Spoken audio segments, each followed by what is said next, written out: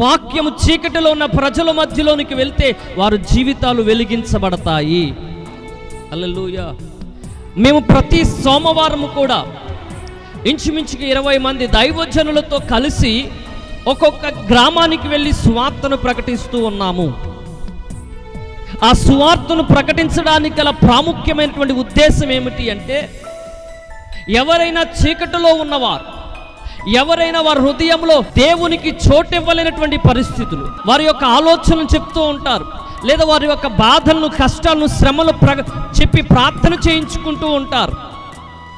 ప్రతి సోమవారము కూడా దేవుని వాక్యాన్ని ప్రకటించడానికి వీధి వీధికి కూడా వెళ్ళి సువార్తను ప్రకటించడానికి గల ముఖ్యమైనటువంటి ఉద్దేశం ఏమిటి అంటే, చీకటిలో ఉన్నారు ప్రజలు,